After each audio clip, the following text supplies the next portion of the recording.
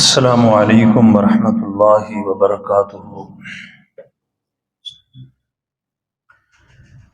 الحمد لله رب العالمين.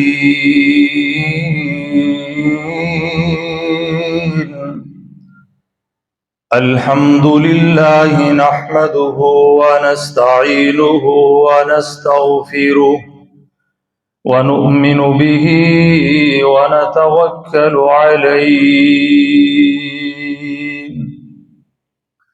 ونعوذ بالله من شرور أنفسنا ومن سيئات أعمالنا.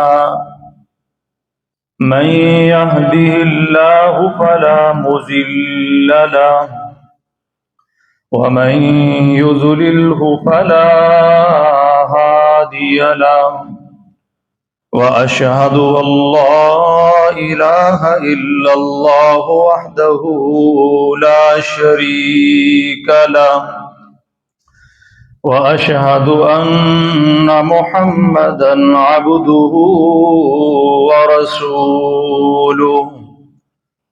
إن الله وملائكته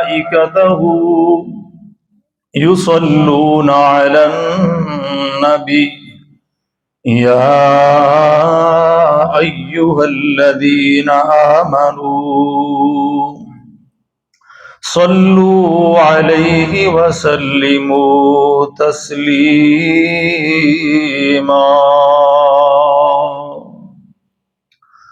اللهم صل على محمد وعلى آل محمد صلى الله عليه وسلم كما صليت على إبراهيم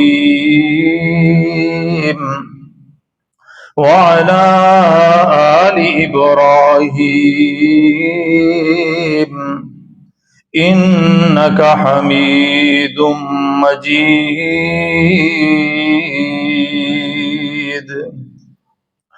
اللهم بارك على محمد وعلى آل محمد صلى الله عليه وسلم كما باركت على إبراهيم وعلى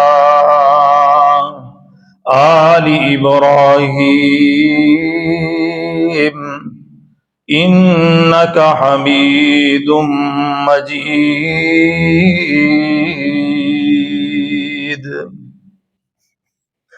سبحانك لا علم لنا إلا ما علمتنا إنك أنت العليم الحكيم. أما بعد، فإن خير الحديث كتاب الله، وخير الهدي هدي محمد صلى الله عليه وعلى آله وصحبه وسلم. وشر الأمور محدثاتها وكل محدثة بدعة وكل بدعة ضلالة وكل ضلالة في النار.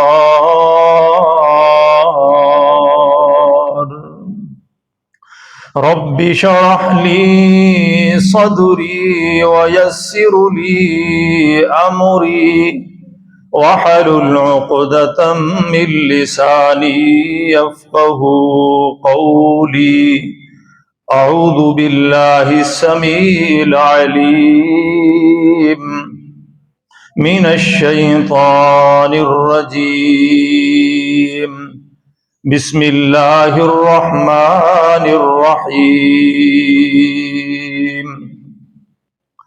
وأن هذا صراطي مستقيما فاتبعوه وأن هذا صراطي مستقيما فاتبعوه ولا تتبعوا السبل فتفرق بكم عن سبيله ذالکم وصاکم به ذالکم وصاکم به ذالکم وصاکم به لعلکم تتقون۔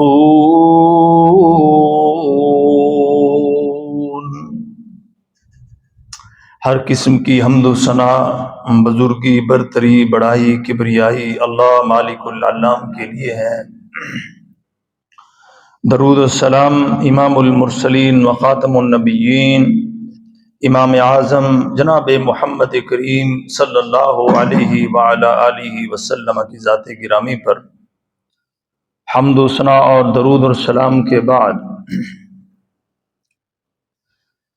لازم ہے مومنوں پر اطاعت رسول کی، لازم ہے مومنوں پر اطاعت رسول کی، دل میں ہو جاگزیں محبت رسول کی صلی اللہ علیہ وسلم۔ اعلان حق کیا ہے جہاں میں رسول نے، اعلان حق کیا ہے جہاں میں رسول نے، اپنے بیان کی ہے رسالت رسول کی۔ سب سے بڑے امین تھے دنیا میں حضور، سب سے بڑے امین تھے دنیا میں حضور، مخفی نہیں کسی پہ امامت رسول کی۔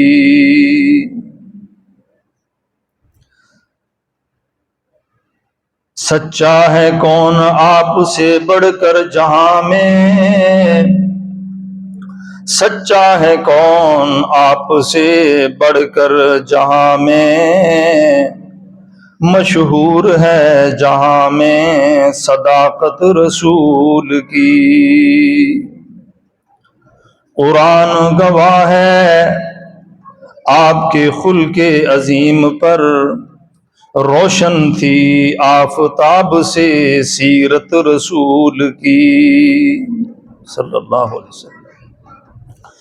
بعد از خدا نبی کی اطاعت ہم پر فرض ہے، بعد از خدا نبی کی اطاعت ہم پر فرض ہے، ایمان کی جان ہے اطاعت رسول کی۔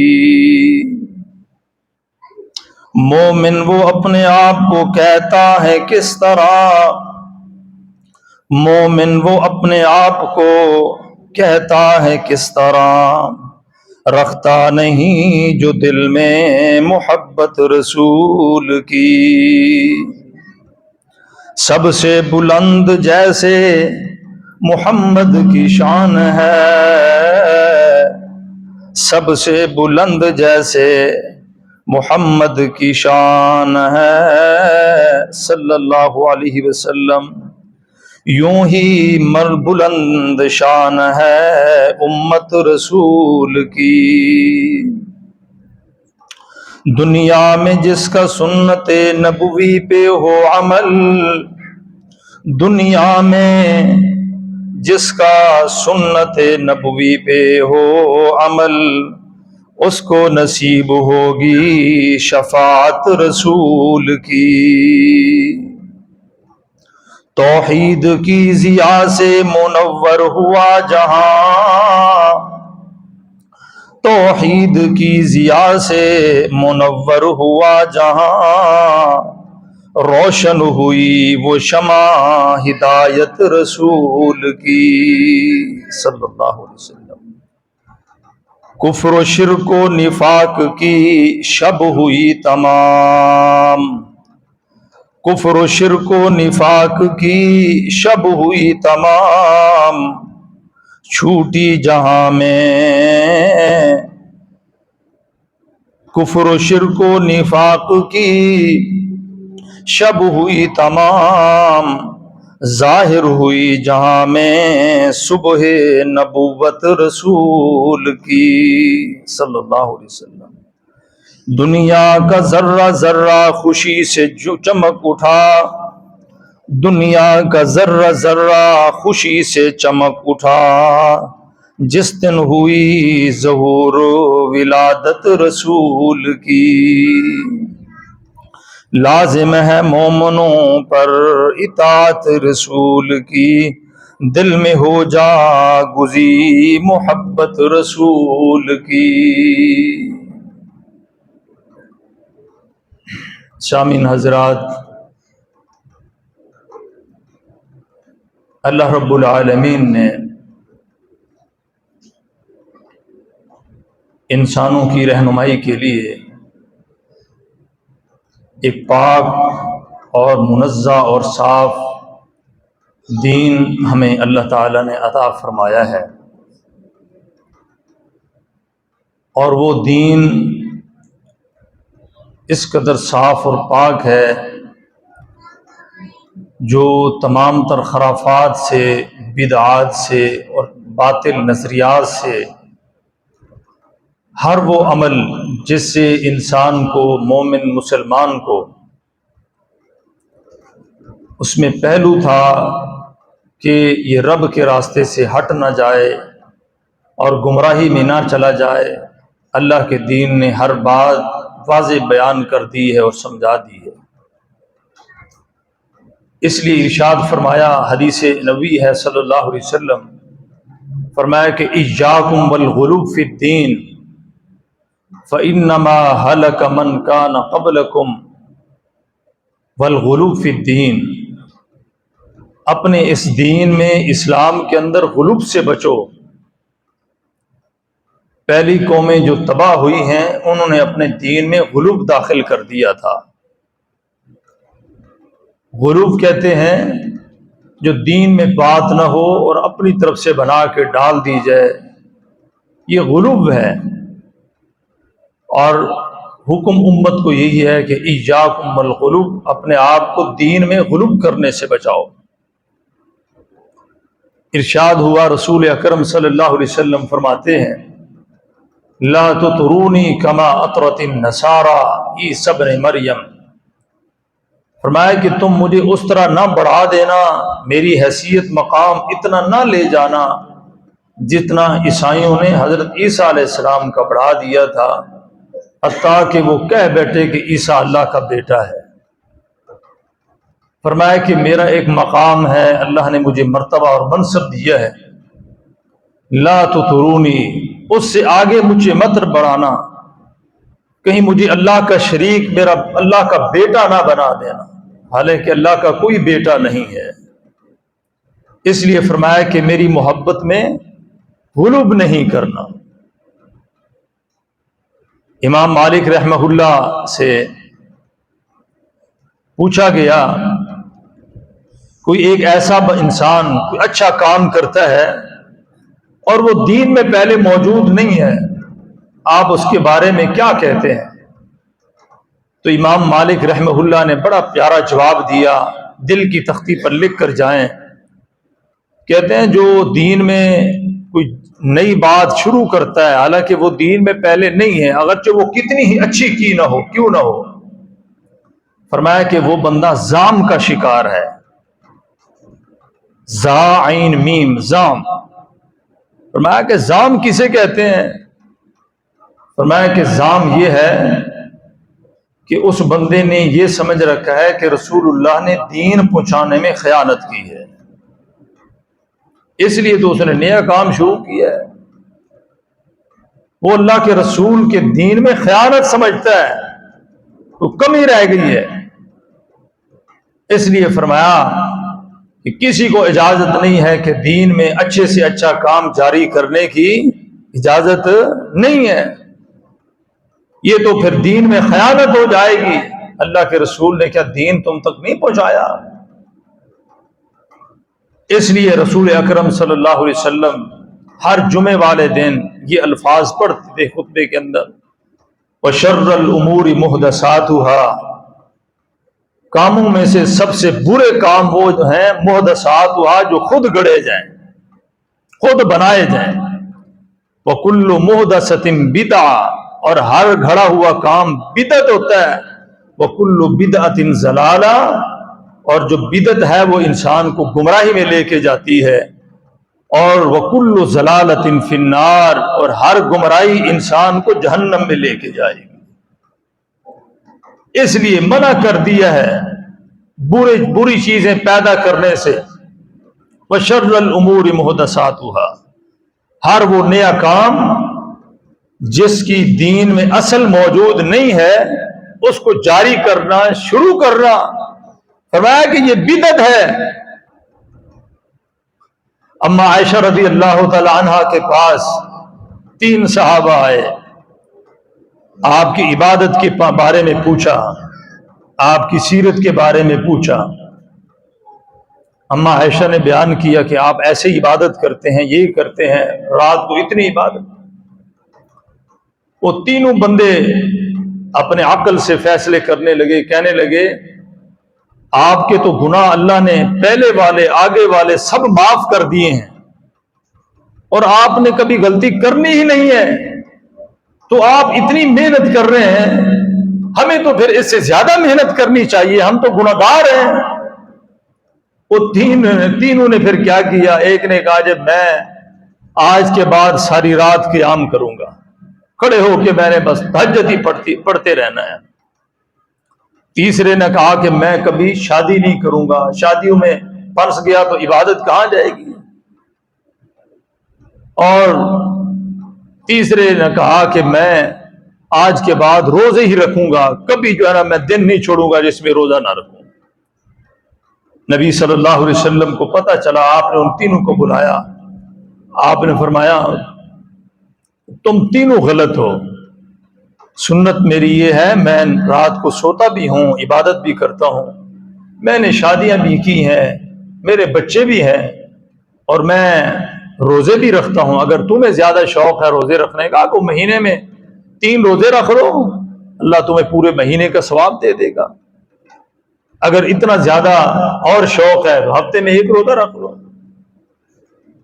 تینوں کو منع کر دیا کیونکہ وہ اپنی مرضی سے عمل کرنا چاہتے تھے، اللہ کے رسول کے طریقے سے ہٹ رہے تھے. آپ نے تینوں کو منع کر دیا، فرمایا یہ میری سنت نہیں ہے، یہ میرا دین نہیں ہے. تینوں کو منع کر دیا. فرمایا تم نے شادی بھی کرنی ہے، دوسرے کو کہا کہ تم نے رات کو سونا بھی ہے، اور تیسرے کو کہا کہ تو نے اگر روزے رکھنے ہیں تو پھر مہینے میں 3 روزے رکھ لیا کر. تو فرمایا کہ جو سنت سے آگے ہٹ رہا تھا، حالانکہ صحابہ کرام کا جذبہ تو یہی تھا کہ ہم زیادہ نیکیاں کمائیں، کوئی اور ان کا جذبہ تھا. نماز پڑھنا، قیام کرنا، روزے رکھنا تو نیکی ہے، لیکن اللہ کے رسول کے طریقے سے وہ ہٹ رہے تھے، آپ نے ان کو منع کر دیا. عمر بن سلمہ، یہ سنت دارمی میں روایت موجود ہے، وہ کہتے ہیں کہ ہم صبح صبح عبداللہ بن مسعود کے گھر پہ آ جاتے تھے روزانہ، اور وہ باہر نکلتے ہم پھر اکٹھے مسجد میں جاتے تھے. ایک دن ہم ایسے آئے، مسجد دروازے پہ کھڑے ہوئے، ساتھ ابو موسیٰ اشعری بھی تھے. جب راستے میں جا رہے تھے، ابو موسیٰ اشعری نے فرمایا کہ اے ابو عبد الرحمن، یہ ابو عبد الرحمن عبداللہ بن مسعود کی کنیت تھی، آپ نے مسجد میں کوئی آج نیا کام دیکھا ہے؟ فرمایا نہیں، میں نے تو نہیں دیکھا. کہنے لگے لوگ بیٹھے ہوئے تھے گھیرا بنا کر، ٹولی بنا کر، اور اس میں ایک امیر تھا، وہ کہتا ہے سبحوا 100 مرہ، 100 مرتبہ سبحان اللہ کہو. اور پھر اس نے پڑھا 100 مرتبہ، سب نے پڑھا، پھر کہتے ہیں کبروا 100 مرہ، 100 مرتبہ اللہ اکبر کہو. اور جب یہ پڑھ لیتے ہیں پھر اس نے کہا جی تحمیدو، 100 مرتبہ جو ہے نا الحمد شریف پڑھو. تو عبداللہ بن مسعود اچانک چونک گئے، غصے میں آ گئے، کہا کہ تم نے ان کو روکا نہیں ہے؟ فرمایا نہیں، آپ ابھی جا رہے ہیں تو یہ جا کر ابھی دیکھ لینا. جب جاتے ہیں، عبداللہ بن مسعود یہ اللہ کے رسول کے صحابی تھے، اور ایسے پیارے صحابی تھے، ان کے بارے میں ابو ہریرہ رضی اللہ تعالیٰ بیان کرتے ہیں کہ مجھے 1 سال تک پتہ نہ چلا کہ یہ عبداللہ بن مسعود باہر کے آدمی ہیں یا رسول اللہ کے خاندان کے بندے ہیں. اتنا اللہ کے رسول کے ساتھ اٹھنا بیٹھنا، دین سیکھنا، اور اللہ کے رسول کی آیات کو سیکھنا اتنا ذوق و شوق تھا۔ مسجد میں گئے، دیکھا ایک امیر صاحب بیٹھے ہیں، حلقہ بنا ہوا ہے، سامنے جو ہے کنکریاں پڑی ہیں، پتھر کے چھوٹے چھوٹے ٹکڑے، اس میں وہ 100 مرتبہ جو ہے نا یہ ذکر کر رہے ہیں۔ عبداللہ بن مسعود رضی اللہ عنہ غصے میں آ گئے، انہوں نے 3 باتیں کی۔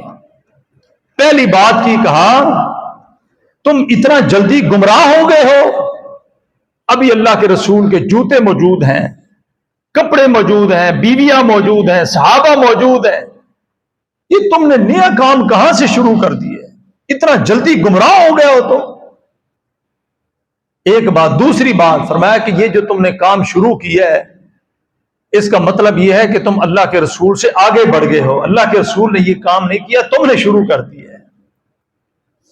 2 باتیں۔ تیسری بات انہوں نے کہی کہ آج سے یہ تو تم نے عمل کیا ہے نا، اس سے تم نے گمراہی اور بدعت کا راستہ کھول دیا ہے۔ وہ جب انہوں نے سخت تقریر کی نا، وہ بیٹھے جو لوگ تھے حلقے میں کہنے لگے، یا عبداللہ، اے اللہ کے پیارے صحابی، ہماری نیت جو تھی وہ خیر والی تھی، ہم کہہ رہے تھے کہ فارغ بیٹھے چلو یہ کام شروع کر دیں۔ عبداللہ بن مسعود نے فرمایا کہ تمہیں کبھی خیر نہیں مل سکتی، خیر ملے گی تو محمد کریم صلی اللہ علیہ وسلم کے سنت والے طریقے میں ملے گی، یہ تم نے کہاں شروع کر دی ہے۔ اسی حدیث کے راوی ہیں عمر بن سلمہ، وہ کہتے ہیں جنگ نہروان کے موقع پر ہم نے دیکھا تھا یہ لوگ جو مسجد میں بیٹھے تھے یہ پھر خارجی جا کے بنے، یعنی دین سے نکل گئے، اور انہوں نے صحابہ کرام پر جنگ نہروان کے موقع پر تیر برسائے تھے اور زخمی کیا تھا صحابہ۔ یہ ہے بدعت کا نتیجہ، جب انسان دین سے نکلتا ہے تو پھر یہ نتیجہ نکلتا ہے۔ بدعت انہوں نے شروع کر دی، اللہ اکبر۔ تو صحابہ کرام نے منع کر دیا کہ یہ عمل اللہ کے رسول کے دور میں نہیں تھا۔ عبداللہ بن عمر بیٹھے ہوئے تھے، ایک بندے نے ساتھ چھینک لگائی، چھینک جو لگائی نا، اس نے زبان سے کہا الحمدللہ والسلام علی رسول اللہ، یہ الفاظ زبان سے نکالے۔ عبداللہ بن مسعود نے فرمایا یہ کیا کہہ رہے ہیں، ہمیں تو اللہ کے رسول نے ایسے نہیں سکھایا، ہمیں تو صرف اتنے الفاظ سکھائے کہ جب بھی چھینک آئے تو کہنا ہے الحمدللہ، یہ تم نے نئے الفاظ کہاں سے جوڑ دیے ہیں؟ تو منع کر دیا ساتھ ہی۔ اسی طرح امام مالک رحمہ اللہ سے ایک بندے نے آ کے پوچھا، یہ مدینہ کے امام تھے، کہا کہ میں احرام کہاں سے باندھوں؟ اس نے کہا ذوالحلیفہ سے باندھو، یہ مقام ہے احرام باندھنے کا۔ اس نے کہا میرا دل کرتا ہے میں قبر نبوی سے باندھوں، نبی پاک کی قبر سے باندھوں، وہ 3 میل پیچھے ہے۔ تو امام مالک رحمہ اللہ کیا جواب دیتے ہیں؟ کہتے ہیں اگر تو ایسے کرے گا تو پھر مجھے خطرہ ہے تیرے اوپر فتنہ نازل نہ ہو جائے، کیونکہ اللہ نے قرآن میں فرمایا ہے فَلْيَحْذَرِ الَّذِينَ يُخَالِفُونَ عَنْ أَمْرِهِ، جو اللہ کے رسول کے امر کی مخالفت کرتا ہے، فِتْنَةٌ أَوْ يُصِيبَهُمْ عَذَابٌ أَلِيمٌ، اس کو فتنے آ کے پکڑ لیتے ہیں اور آخرت کے دن اس کے لیے دردناک عذاب ہے۔ اللہ کے رسول نے ہمیں ذوالحلیفہ سے احرام باندھنے کا کہا ہے، تو کہتا ہے میں قبر نبی سے باندھوں گا؟ تو پھر بھائیو یہ انداز تھے صحابہ کرام، کوئی کام جو دین میں نہیں تھا، اس کی سند نہیں تھی، اصل نہیں ہے، وہ کرنے کے لیے تیار بالکل نہیں ہوتے تھے۔ ایک بات۔ دوسری بات، یہ بدعت کیسے پھیلتی ہے؟ یہ بدعت اس وقت پھیلتی ہے جب انسان کتاب و سنت سے ہٹ کر کسی دوسرے میدان میں جاتا ہے، پھر بدعت شروع ہو جاتی ہے۔ بدعت دین کو، کتاب و سنت کو چھوڑ کر دوسری جگہ پہ جاتا ہے تو پھر وہاں سے بدعت شروع ہوتی ہے۔ یہودی عیسائیوں نے حضرت عیسیٰ علیہ السلام کے بارے میں یہ عقیدہ پیش کیا کہ قدامت مسیح، کہ عیسیٰ علیہ السلام سب سے قدیم ہے۔ قرآن میں اللہ تعالیٰ فرماتے ہیں عیسیٰ علیہ السلام کو کہ یہ کلمت اللہ، روح اللہ، یہ اللہ کی روح ہے، اللہ نے حکم دیا بن گیا۔ جس طرح آدم علیہ السلام کو پیدا کیا وہ کچھ بھی نہیں تھی، اللہ نے بنا دیا۔ فرمایا کہ عیسیٰ علیہ السلام کی تخلیق بھی اسی طرح ہے، قرآن نے کلمت اللہ کہا ہے۔ تو عیسائیوں نے کہا کہ کلمہ جو ہے تو وہ تو اللہ کا کلمہ ہے، جو اللہ کا کلمہ ہے یہ قدیم ہوتا ہے، لہذا عیسیٰ علیہ السلام قدیم ہو گئے، یہ انہوں نے عقیدہ پیش کیا۔ اس کے بعد معتزلہ آئے، یہ ایک فرقہ آیا، انہوں نے پھر تعویل کی، کہنے لگے عیسیٰ علیہ السلام قدیم نہیں ہے، انہوں نے قرآن کو مخلوق شروع کر دیا، کہنے لگے قرآن یہ اللہ کی مخلوق ہے۔ پھر یہ بدعت شروع ہوئی، حالانکہ قرآن کیا ہے؟ سب بولے اللہ کی صفت ہے، اللہ کا کلام ہے، اللہ کی صفت ہے، یہ مخلوق نہیں ہے۔ ان معتزلہ نے جب عیسائیوں کا جواب دیا، اس کے جواب میں تردید میں انہوں نے قرآن کو مخلوق کہہ دیا۔ آگے چلیں، جہم بن صفوان پیدا ہوا، اس نے اللہ تعالیٰ کی صفات کا انکار کر دیا۔ اللہ تعالیٰ کی صفتیں ہیں، اللہ قادر ہے، خالق ہے۔ اس کے مقابل میں مقاتل بن سلیمان پیدا ہوا، اس نے صفتوں کا انکار تو نہیں کیا لیکن صفات کی تشبیہ پیدا شروع کر دی، اللہ کے ساتھ تشبیہ دینا شروع کر دی۔ اسی طرح یہ انگنت، اسی طرح اور بہت ساری مسائلیں ہیں کہ جن لوگوں نے کتاب و سنت کو چھوڑا وہ دن بدن گمراہی میں اور ایسے میدان میں جا کے پھنسے، ایک بدعت سے ہٹے تو دوسری نے جنم لے لیا، دوسری سے ہٹے تو تیسری نے جنم لے لیا۔ اللہ اکبر۔ تو یہاں سے بدعت شروع ہوئی، شروع سے جو دین سے ہٹا، کتاب و سنت سے ہٹا، وہ ہمیشہ ایسے چلا گیا۔ آسمان سے اللہ نے احکام نازل کیے ہیں نا، آپ سب سے میں پوچھتا ہوں ان احکام پر عمل کرنے کے لیے طریقہ کس نے نازل کیا؟ بولیں لَقَدْ كَانَ لَكُمْ فِي رَسُولِ اللَّهِ أُسْوَةٌ حَسَنَةٌ لَقَدْ كَانَ لَكُمْ فِي رَسُولِ اللَّهِ أُسْوَةٌ حَسَنَةٌ لِمَنْ كَانَ يَرْجُو اللَّهَ وَالْيَوْمَ الْآخِرَ وَذَكَرَ اللَّهَ كَثِيرًا۔ طریقہ وہاں محمد رسول اللہ کا چلے گا۔ اللہ نے ساتھ طریقہ بھی نازل کر دیا، عبادات آئیں، ایک احکام آئے، ان احکام پہ عمل کس نے کر کے دکھایا؟ ایک بات۔ دوسری بات، کوئی بندہ دنیا میں اپنی خواہشات سے کوئی نیکی نہیں کر سکتا، عمل نہیں کر سکتا، اس کا پروف قرآن و سنت میں موجود ہوگا۔ تیسری بات، قرآن میں اصل موجود ہے، تقوی موجود ہے، عمل موجود ہے۔ آپ چاہتے ہیں جی میں اس سے بڑا متقی بنوں، بڑا صوفی بنوں، بڑا مقبول بنوں، میری بلے بلے ہو جائے، وہ قرآن سنت کے راستے چھوڑ کر کوئی اور طریقہ اختیار کرتا ہے تو فرمایا کہ وہ بھی مردود ہے، اللہ کے ہاں قابل قبول نہیں ہے۔ ابھی جو میں نے حدیث پڑھی ہے، وہ 3 صحابی آئے تھے، ان کی نیت یہی تھی نا کہ ہم زیادہ عمل کریں، زیادہ نیکی کریں، اللہ کے رسول نے ان کو کیا کیا؟ منع کر دیا۔ اس لیے دین سے زیادہ کوئی بات نہیں کرنی، کوئی عمل ایسا نہیں کرنا۔ ایک چوتھی بات، بدعت اضافی۔ یہ بدعت اضافی ہوتی ہے، یہ ہے اس کا معنی کہ قرآن و سنت میں اس کی اصل موجود ہو، سند موجود ہو، بعد میں اس کی کیفیت تبدیل ہو جائے، حیت اس کی تبدیل ہو جائے۔ جس طرح وہ مسجد میں بیٹھ کے ذکر کر رہے تھے، لوگ ذکر کرنا تو قرآن و سنت سے ثابت ہے، اللہ کے رسول 33 مرتبہ نماز کے بعد پڑھتے تھے نا، یہ ذکر ہے۔ مسجد میں آئے ذکر کریں، آپ جیسے پھر رہے سبحان اللہ پڑھتے رہیں، لیکن بعد میں ایک محفل بنا لی گئی اور خاص کنکریوں پہ ذکر ہو رہا تھا جو اللہ کے رسول سے ثابت نہیں تھا۔ عبداللہ بن مسعود نے فرمایا کہ اس سے بہتر تھا کہ تم ان کنکریوں پر اپنے گناہوں کو شمار کرتے، کم از کم تمہاری نیکیاں تو محفوظ رہ جاتی۔ اب تم نے کام شروع کر دیا ہے، اس وجہ سے اللہ تمہاری ساری نیکیاں تباہ کر دے گا، کیونکہ اللہ کے رسول سے یہ طریقہ موجود نہیں ہے۔ اصل موجود ہو، بعد میں اس کی حیت تبدیل ہو جائے، اس کو کہتے ہیں بدعت اضافی۔ یہ بھی اسلام کے اندر جائز نہیں ہے۔ اللہ اکبر۔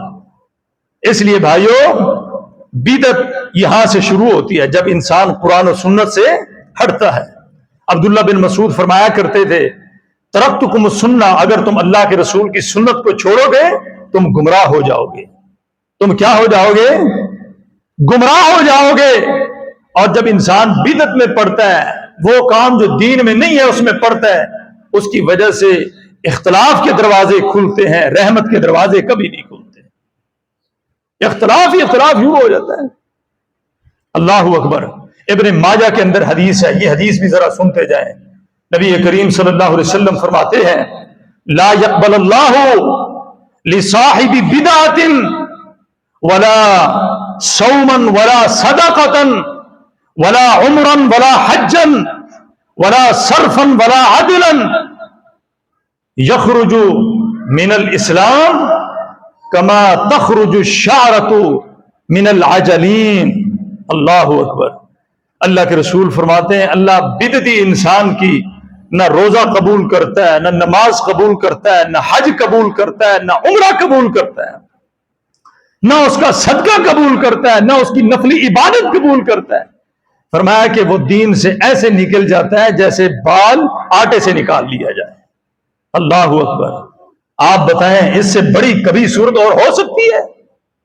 اللہ اکبر۔ یہ بدعتی بندے کا حال ہے جو اپنے مرضی کے کام کرتا ہے۔ اور آپ کو ذرا میں کھل کے بات آپ کو کیا دینا چاہتا ہوں، یہ ہمارا حق ہے سمجھانا۔ یہ بندہ فوت ہو جاتا ہے، یہ تیجا، یہ 30واں 7واں جمعرات ہیں، اور اسی طرح یہ میلاد، یہ اس طرح چیزیں آج جو مروج ہو چکی ہیں، یہ ساری اسلام کے اندر نہیں ہیں، یہ ساری بدعات پر مبنی ہے۔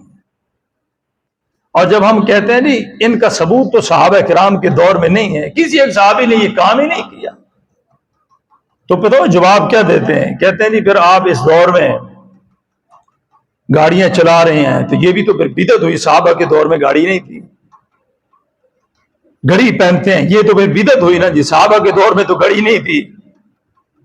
ہیں یہ دنیاوی چیزوں کو، یہ لاؤڈ سپیکر آپ بات کر رہے ہیں، یہ تو پھر بدعت ہوا، صحابہ کے دور میں تو نہیں تھا۔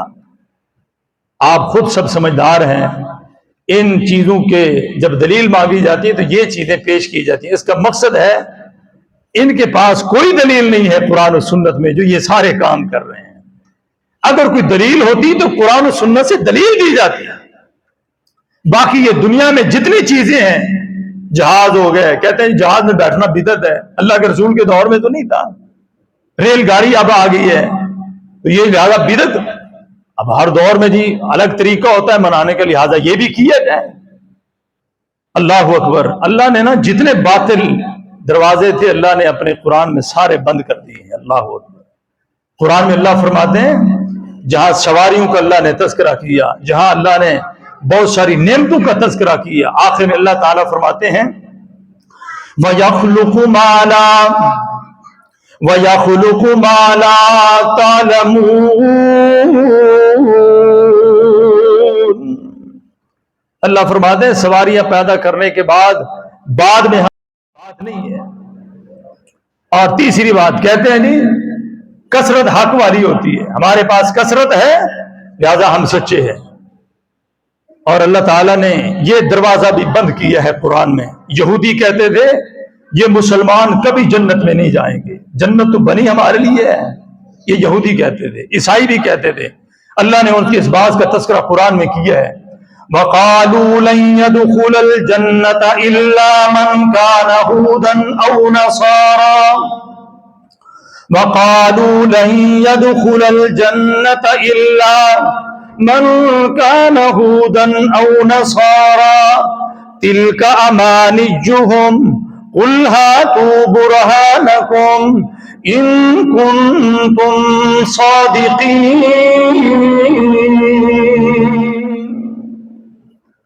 یہودی کہتے تھے یہ ہم ہی جائیں گے جنت میں۔ اللہ نے فرمایا تِلْكَ أَمَانِيُّهُمْ، یہ ان کی منہ کی باتیں ہیں، ذرا ان کو کہو دلیل تو لاؤ، تمہارے پاس کیا دلیل ہے جنت میں جانے کی؟ کچھ بھی نہیں ہے۔ اس لیے بھائیو کثرت حق کا معیار نہیں ہے۔ آج یہودی سب سے زیادہ ہے لیکن اس کا مقصد ہے وہ پھر جنت میں وہی جائیں گے۔ حق کا معیار اللہ کی کتاب اور رسول اللہ صلی اللہ علیہ وسلم کی سنت ہے۔ اور آپ یہ کھل کے بات کہہ رہا ہوں، آج کے اس دور میں یہ جو بدعات کرنے والے لوگ ہیں ان محفلوں میں اور ان رسومات میں آج پتہ نہیں کتنا اللہ کی ذات پہ شرک ہو رہا ہے۔ گانے چل رہے ہیں، رسومات چل رہی ہیں، اور سب سے بڑا اظہار اللہ کا کے ساتھ سب سے بڑا شرک ہوتا ہے، شرک اکبر. اور کہتے ہیں نہیں رب دا پھڑیا محمد چھڑاوے اور محمد دا پھڑیا کوئی چھڑا کوئی نہیں سکتا. لا حول ولا قوت الا باللہ. یہ شرک ہے کہ نہیں ہے؟ اللہ اکبر. کہتے ہیں اللہ کا پھڑیا محمد چھڑا لیندہ ہے تے محمد دا پھڑیا کوئی نہیں چھڑا سکتا. یہ مقصد ہے رب ہی نہیں چھڑا سکتا. لا حول ولا قوت الا باللہ. یہ شرک ہے. اور دوسری یہ جو بدعت کرنے والے لوگ ہیں، یہ سچی بات کہہ رہا ہوں، آپ ان کی زندگی کو دیکھیں، جو بڑا بڑا مال خرچ کرتے ہیں ان موقعوں پر، یہ تارک نماز ہوتے ہیں اور جمعے کا کبھی انہوں نے اہتمام نہیں کیا ہوتا. نمازیں تو کبھی پڑھی نہیں. جو میلادی ہوگا آپ غور سے اس کی سیرت پہ دیکھیں، تجربہ کریں، اس کی ذات کو دیکھیں، کبھی اس نے جمعہ باجماعت نہیں ادا کیا ہوگا اور نماز اس نے کبھی نہیں پڑھی ہوگی. اللہ اکبر. یہ کتنی بڑی بات ہے. یہ رسومات ہیں. اور ایک تصور اور پیش کیا جاتا ہے، جب محفل ہو رہی ہوتی جی اور بندے سارے کھڑے ہو جاتے ہیں ایسے، اور تصور یہ کیا جاتا ہے کہ نعوذ باللہ استغفر اللہ کہ اللہ کے رسول آ گئے ہیں، تشریف لے آئے،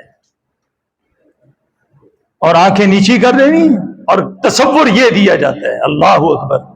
انس کی روایت سنیں. انس کہتی ہیں رضی اللہ تعالیٰ عنہ، کہتے ہیں اللہ کے رسول مسجد میں آتے تھے، ہم پہلے کھڑے ہو جاتے تھے. ایک دن آپ نے سب کو بٹھایا، کہنے لگے یہ تمہارا بار بار میرے لیے کھڑا ہونا یہ مجھے اچھا نہیں لگا، پسند نہیں ہے. آج کے بعد تم نے کبھی میرے لیے کھڑا نہیں ہونا. انس کہتے اس کے بعد اللہ کے رسول نے جب سے منع کیا ہمیں، آپ مسجد میں آتے تھے، سلام عرض کرتے تھے، ہم سلام کا جواب دیتے تھے. یہ سارا دین ہے. لیکن انسان جب کتاب و سنت سے ہٹتا ہے، اللہ کی قسم وہاں بدعت کے اندر چلا جاتا ہے، رسومات کے اندر چلا جاتا ہے. اور بدعت کا سب سے بڑا غلط نتیجہ جو ہماری زندگیوں میں آتا ہے وہ یہ ہے کہ ہم کتاب و سنت کو چھوڑ کر، جب بدعت آتی ہے انسان کی زندگی میں، نتیجہ دیکھیں، ہم کتاب و سنت کو چھوڑ کر ہم صرف اپنے راہبروں کو اور پیروں کی باتوں کو زیادہ ترجیح دیتے ہیں، کتاب و سنت کی بات کو ترجیح نہیں دیتے. یہ بدعت کا نتیجہ ہے. اور بدعت کا دوسرا نتیجہ یہ ہے، جب انسان کی زندگی میں بدعت آتی ہے، انسان کی جو عقل کی بصارت، سوچ و بچار والی طاقت ہے، یہ ختم ہو جاتی ہے. انسان بند ہو جاتا ہے، سوچ بھی نہیں سکتا وہ کہ میں نے کیا کرنا ہے. اور پھر ایک ایسے علماء اس امت کے جو ایسا جو ہے نا جال بچھاتے ہیں، صرف دولت اکٹھی کرنے کے لیے ایسے حلقے بناتے ہیں کہ لوگ ان کے اشاروں پہ سب کچھ کرنے کے لیے تیار ہو جاتے ہیں، اللہ کے دین پہ چلنے کے لیے تیار نہیں ہوتے ہیں. یہ بھی بدعت کا سب سے بڑا نتیجہ ہے. اللہ اکبر. اس لیے بھائیو، جب انسان قرآن و سنت سے ہٹے گا، اور آپ کو ایک اور بات بتاؤں، یہ مرنے جب انسان مرتا ہے نا جی، اس کے گناہ بخشوانے کے لیے اور اس کو کچھ چیزیں پہنچانے کے لیے ہم رسومات کرتے ہیں.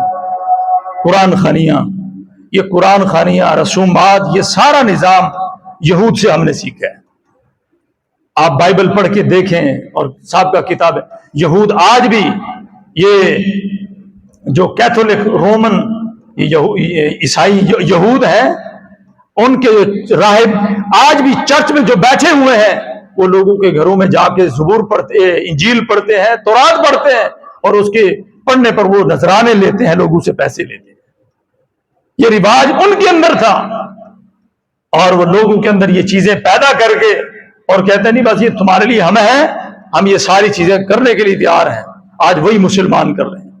اللہ تعالیٰ کے قرآن نے سورۃ توبہ کے اندر یہ سارے راہب اور جتنے بھی علماء تھے، پیر تھے، گدی نشین تھے، اللہ نے قرآن میں واضح کر دیا ہے، یا ایھا الذین آمنو، اے ایماندارو، ان کثیرا من الاحبار والرہبان، یہ بڑے بڑے تمہارے راہب، علماء، پیر، لیاکلون اموال الناس بالباطل، یہ تمہارا مال باطل طریقے سے کھائیں گے، وَيَصُدُّونَ عَن سَبِيلِ اللَّهِ، اور اللہ کے راستے سے تمہیں روکیں گے. ان سے بچ کے تم نے رہنا ہے. تو اس لیے بھائیو، یہ سارا نظام یہ صرف مال پیسہ اکٹھا کرنے کے لیے ہے. یہ دین میں یہ ساری باتیں بالکل نہیں ہیں. اور آج اللہ معاف فرمائے، یہ جنت کی ٹکٹیں، مجھے ساتھی کہہ رہے تھے جنت کی ٹکٹیں تقسیم ہو رہی ہیں. اللہ اکبر. جنت کی ٹکٹ پتہ نہیں کہاں سے مل رہی ہے، پاک وطن سے بھی مل رہی ہے، وہاں سے مل جاتی ہے، اور اسی طرح راجن پور کے اندر کوٹ میٹھن بھی مل جاتی ہے، آپ جایا کریں، لے آیا کریں، وہاں ٹکٹیں مل رہی ہیں۔ اللہ اکبر، یہ سب سے بڑی جہالت ہے۔ صحابہ کرام ٹکٹ جنت کے ملنے کے باوجود کبھی انہوں نے نہیں کہا کہ ہم جنتی ہیں، وہ کہنے لگے اللہ ہمیں قیامت کے دن محمد کے جھنڈے کے نیچے کھڑا کر دینا صلی اللہ علیہ وسلم۔ اور یہاں سب کچھ ہو رہا ہے، اللہ معاف فرمائے۔ اور ایسی ایسی ہر سال کے بعد رسم شروع کی جاتی ہے، اور اس کو باقاعدہ دین کا نام دیا جا رہا ہے، یہ دین بن چکا ہے۔ بھائیو یہ سب چیزیں دور ہیں، آئیں آج سے تہیہ کریں، ہم جب تک زندہ رہیں گے اللہ کے رسول کی سنت پہ چلیں گے۔ کس پہ چلیں گے؟ آپ اگر چاہتے ہیں یہ بدعت ہماری زندگی سے نکلے، 3 کام کر لیں، 3 کام کریں۔ اللہ نے قرآن میں فرمایا ہے 3 کام۔ پہلا کام، رسول اللہ صلی اللہ علیہ وسلم کی پہچان، آپ کا تعارف صحیح معنوں میں حاصل کریں۔ اللہ کے رسول کی ذات، شخصیت کیا شخصیت ہے، آپ کی سیرت پڑھیں، آپ کا پیغام پڑھیں۔ بحیثیت ایک امتی آپ کو اللہ کے رسول کا پورا تعارف ہونا چاہیے، حاصل ہونا چاہیے۔ آپ دنیا میں آئے، آپ کے آنے کا مقصد کیا تھا؟ یہ ہے سنت لانے کا پہلا طریقہ، اپنے سنت پہ چلنے کا۔ دوسرا طریقہ، اپنی زندگیوں میں رسول اللہ صلی اللہ علیہ وسلم کا ادب پیدا کریں، احترام پیدا کریں۔ آپ یہ پیدا کریں گے انشاءاللہ آپ کی زندگی سے بدعت نکل جائے گی، سنت آپ کی زندگی میں آ جائے گی۔ عثمان غنی کو جب رسول اللہ نے اللہ اکبر سفیر بنا کے بھیجا مکہ میں، مکے والوں نے کہا تم اپنے ہو، تم طواف کر لو بیت اللہ کا۔ اللہ اکبر، عثمان غنی نے کیا جواب دیا تھا؟ کہنے لگے یا ایھا الذین آمنوا لا تقدموا بین یدی اللہ، میرے اندر اللہ کے رسول کا ادب موجود ہے۔ جب تک اللہ کے رسول بیت اللہ کا طواف نہیں کریں گے، مال ابن عفان کے بیٹے عثمان کے سردار کو کبھی یہ لائق نہیں ہے کہ وہ اللہ کے رسول کے بغیر طواف کریں۔ میں مر سکتا ہوں، جان جا سکتی ہے، لیکن اللہ کے رسول کے بغیر میں بیت اللہ کا طواف کبھی نہیں کر سکتا۔ یہ تھا اللہ کے رسول کا ادب، یہ ادب پیدا کریں۔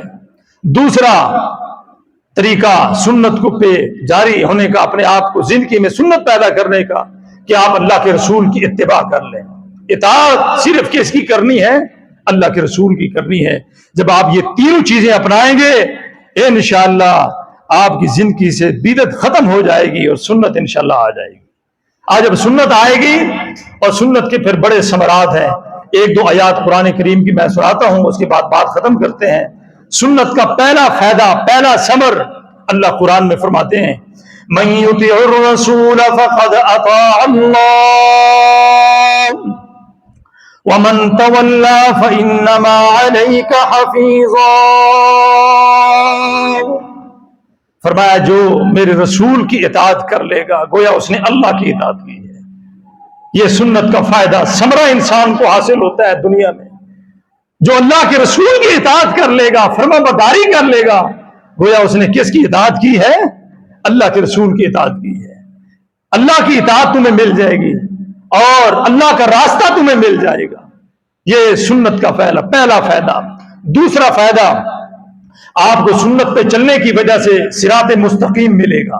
صراط مستقیم، فاستمسک بالذی اوحی الیک انک علی صراط مستقیم واطیعوا اللہ واطیعوا الرسول وَإِن تُطِيعُوهُ تَهْتَدُوا، فرمایا میرے پیغمبر محمد کریم کی اطاعت کر لو، تمہیں صراط مستقیم بھی مل جائے گا اور تمہیں ہدایت والا راستہ بھی مل جائے گا۔ یہ دوسرا فائدہ سنت کا۔ تیسرا فائدہ، اللہ اکبر، تیسرا فائدہ یہ ہے سنت پہ چل کے دنیا میں جو کام کرو گے اللہ وہ تمہارا کام نیکی اللہ قبول فرما لے گا۔ آج ہم بدعت کے کام کر رہے ہیں، کوئی فائدہ نہیں ہے، یہ اللہ اس کو قبول کرے، وہ رحمت اللہ رب العالمین ہے، لیکن قرآن و سنت کا کنسپٹ یہی ہے کہ جو رسول اللہ کے طریقے کے مطابق ہوگا وہ عمل قبول ہے۔ اگر آپ سنت پہ چلیں گے آپ کا اللہ ایک ایک عمل جو ہے اللہ قبول بھی فرمائے گا، اس کا اللہ آپ کو ڈبل اجر عطا فرمائے گا۔ سورت محمد میں 26 پارے میں اللہ تعالیٰ فرماتے ہیں یا ایھا الذین آمنوا اطیعوا اللہ واطیعوا الرسول ولا تبطلوا اعمالکم، اے ایماندارو اللہ رسول کی اطاعت کرو، اس راستے سے ہٹ کر اپنے اعمال کو ضائع نہ کرو۔ کیا مقصد ہے؟ جو رسول اللہ کے طریقے سے ہٹ کے عمل ہوگا اللہ اس کو قبول نہیں فرمائے گا۔ یہ تیسرا فائدہ ہے سنت پہ چلنے کا، انسان کا عمل کیا ہوتا ہے؟ قبول ہو جاتا ہے۔ اور چوتھا فائدہ سنیں، چوتھا فائدہ، اللہ اکبر، جب انسان سنت پہ چلتا ہے اس کے پر چوتھا فائدہ یہ آتا ہے، اور ایسا کمال کا نبی کریم صلی اللہ علیہ وسلم فرماتے ہیں قیامت کے دن ایسے بندے کی اللہ کے رسول فرماتے ہیں میں خود محمد شفاعت کروں گا صلی اللہ علیہ وسلم، میں نے اس کی شفاعت کرنی ہے، اس کے گناہ ہوں گے، میں اللہ سے کہوں گا اللہ اس کی میں شفاعت کرتا ہوں، اس کو میرے ساتھ جنت عطا فرما۔ یہ چوتھا فائدہ سنت کا۔ پانچواں اور چھٹا فائدہ سنیں اور مجھے اجازت دیں۔ اللہ قرآن کریم کی ایک آیت کے اندر 2 فائدے بیان کرتے ہیں، اس آیت کو سنیں۔ اللہ کیا فرماتے ہیں اس آیت میں؟ قُلْ إِن كُنتُمْ تُحِبُّونَ اللَّهَ فَاتَّبِعُونِي يُحْبِبْكُمُ اللَّهُ وَيَغْفِرْ لَكُمْ ذُنُوبَكُمْ وَاللَّهُ غَفُورٌ رَحِيمٌ۔ فرمایا کہ تم میرے نبی محمد کریم کے تابع دار بن جاؤ۔ پہلے تم محب بن کے آؤ گے، جب تابع داری کرو گے اللہ فرماتے ہیں میں تمہیں محبوب خدا بنا لوں گا، میں تمہیں اپنا محبوب بنا لوں گا۔ اور چھٹا فائدہ وَيَغْفِرْ لَكُمْ ذُنُوبَكُمْ، میں تمہاری زندگی کے سارے گناہ معاف کر دوں گا۔ اللہ اکبر، یہ ہے سنت کا بڑا فائدہ۔ بھائیو، دنیا میں نبی پاک کے بعد صحابہ سے زیادہ محبت کرنے والا رسول اللہ کے سے کوئی اور پیدا ہوا ہے؟ میں آپ سے پوچھتا ہوں پیدا ہوا ہے؟ کوئی پیدا نہیں ہوا۔ اور انہوں نے یہ سارے کام کیے تھے جو آج ہم کر رہے ہیں، بتائیں کیے تھے؟ غزوہ احد کے اندر عبداللہ بن جہش، کیا پیارا صاحب، یہ رسول اللہ کا سالہ بھی بنا جا بعد میں، اور رسول اللہ کے یہ پھوپھی کے بیٹے تھے۔ غزوہ احد میں آئے، صبح غزوہ احد تھا، رات کو ایک صحابی کو بٹھا لیا، کہنے لگے آج آپ نے میرے لیے دعا کرنی ہے، میں نے آپ سے آپ کے لیے کرنی ہے، میں دعا کروں گا آپ آمین کہنا، اور تم دعا کرنا میں آمین کہوں گا۔ عبداللہ بن جہش نے کیا دعا کی؟ جب دعا کرنے لگے کہنے لگے اللہ میری خواہش ہے، صبح مقابلہ ہے تیرے نبی کے حکم پہ، ہم لبیک کہتے ہوئے کفار کا مقابلہ کر رہے ہیں غزوہ احد میں، میرا دل کرتا ہے میرے کان کاٹے جائیں، میرا ناک کاٹا جائے، میرا جسم چیر کے رکھ دیا جائے، ایک ایک میرے جسم کا انگ انگ کاٹا جائے، جب میں قیامت کے دن تیرے پاس آؤں تو پوچھے عبداللہ یہ کیا لے کے آیا ہے، میں صرف زبان سے یہ کہوں گا اللہ یہ جسم تو نے دیا تھا، میں نے اس جسم کو محمد کے دین پہ قربان کر دیا، ایک ایک انگ کٹا کے آیا میں تیرے دین میں، اللہ اس جسم کو قبول فرما لے۔ یہ عبداللہ بن جہش رسول اللہ کا پھوپھی ذات بھائی، غزوہ احد میں پھر اللہ نے ان کی دعا قبول فرمائی، ایک ایک جسم کٹا ہوا تھا، اور جذبہ یہ تھا کہ قیامت کے دن اللہ یہ جسم قبول فرما لے اور یہ جسم محمد کے دین پہ قربان ہو۔ آج اسی کو 12 ربیع الاول کو خوشیاں مناتے ہو، جس دین کو رسول اللہ نے اتنا محنت سے دیا ہے۔ اللہ اکبر۔ انس بن مالک جس نے 10 سال رسول اللہ کی خدمت کی ہے، کہنے لگے جب آپ اس دنیا سے چلے گئے تھے ہمیں مدینہ روشنی والا نہیں نظرتا تھا بلکہ اندھیرے والا نظرتا تھا۔ بلال نے مدینہ میں اذان دینا چھوڑ دی تھی کہ اب دنیا میں رسول اللہ نہیں رہے، ہم کیا اس وقت مدینے میں رہ کے کریں گے۔ یہ عالم تھا، صحابہ کہتے ہیں ایسے محسوس ہوتا تھا زمین پھٹ جائے گی، آسمان گر جائے گا۔ اور بی بی فاطمہ رحمہ اللہ نے رضی اللہ عنہا نے کہا تھا سبت علی مصائب لو انہا سبت علی الایام سرنا لیالیا، میرے باپ کی جدائی کے بعد میرے پہ اتنے غم ٹوٹے، اگر وہ غم دنوں پہ ڈال دیے جائیں تو دن سیاہ پڑ جائیں۔ آج کہتے ہیں جی یہ ہو گیا وہ ہو گیا، ایک غلط اصل والے کام کو ہم دین کا حصہ بناتے جا رہے ہیں۔ اور الزام یہ دینا جی شیطان کے علاوہ سب خوشیاں منا رہے ہیں. اللہ اکبر، استغفر اللہ. بھائیو، اللہ جانتا ہے ممبر رسول پہ کھڑا ہوں، کسی کی دل آزاری میرا مقصود نہیں ہے. میرا کام تھا آپ کو حق پہنچانا، بدعت سے آپ کو ڈرانا اور رسول اللہ کی سنت کی پیروی سکھانا. آج میں آپ سب بھائیوں سے پوچھتا ہوں جو ہمارے اس وقت آج 12 تاریخ کو ہو رہا ہے، اگر اللہ کے رسول آ جائیں کیا آپ یہ ساری چیزوں کو اللہ کے رسول پسند کریں گے؟ ہم جمعہ کو چھوڑ کے جمعے میں بندے چند بیٹھے ہوئے ہیں اور وہاں ہزاروں کی تعداد میں لوگ ہیں. یہ قطعاً اللہ کے رسول کا دین ایسے نہیں ہے. بھائیو، اللہ کے دین کو سمجھیں، اللہ کے رسول کی سنت سے اپنے زندگی کو اور منور کریں، اور جب تک زندہ رہیں دعا کریں اللہ ہمیں بدعات سے بچا لے، بدعت کی نحوست سے اللہ ہمیں بچا لے. اللہ تعالی ہم سب کو صحیح معنوں میں سنت پہ چلنے والا بنائے. اللہ ہمیں بدعت سے ہماری زندگیوں کو پاک کر دے. اللہ رسومات سے، بدعات سے، خرافات سے اللہ ہم سب کو بچا کر اللہ جب تک ہمیں زندہ رکھے سنت پہ جاری بننے کا نام رکھے.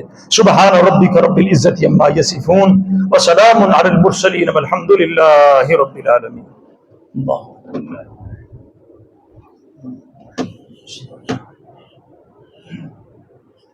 ماشاء اللہ.